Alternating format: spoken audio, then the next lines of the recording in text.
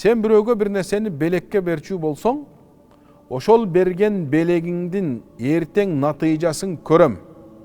Biröөгө bir жакшылык кылчу болсоң, ошол жакшылыкты Кудай үчүн жаса.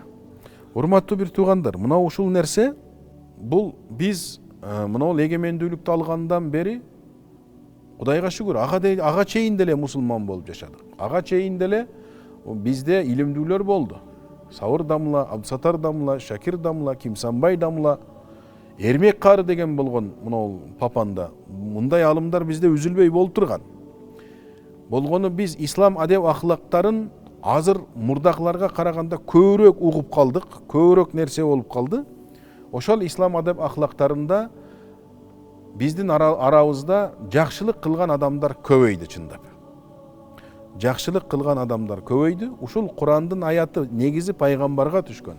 Курандын аяттарынын ушуну талдай турган усулул фикх деген илим бар. Усулул фикх илиминде кээ бир маселелерди ошол айтылган адамга гана тиешелүү десе, кээ бир маселелерди аяттарды, хадистерди жок, ошого тиешелүү болгону менен мындан чыгып аткан маани жалпы үммөткө тиешелүү деген усулдарды үйрөтөт. Мынауында ошону айтып атат. Сен бирөөгө вала тамнун тастаксир, бирөөгө жакшылык кылган болсоң, анын жообун күтпө. Кудай үчүн кылып атканыңа кара, жообун күтпө.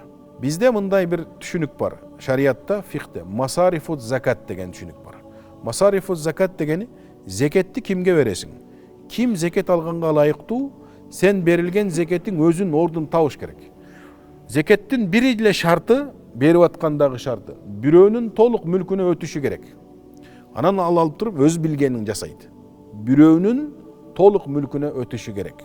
Ошондуктан зекетти мечитке, медресеге бергенге болбойт.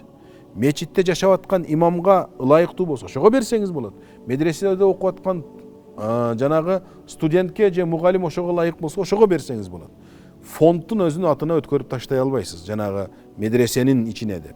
Себеби медреседе ал тамлик деген түшүнүк бар, аны алып туруп, өзү бир адам колуна алып туруп, анан иштетиш керек. Мына ушул маселеде мен мынол жакты карап атам, мен мынол жакты мынау медресени карап атам, мынау мечитти карап атам, бул мечит мен келгенде ордунан туруш керек дегендей түшүнүккө болбош керек. Же кандайдыр бир учурда жакшылык кылып койгон болсоңуз, бир күнү ал сиздин алдыңыздан туура басып өтүп кеткен болсо, пенделик кылып, атайлабастыр. Бирок ошол нерсени убагында менден жардам алып эле жүргөн эле, азыр салам бербей калды деген нерсеге барбашыбыз керек.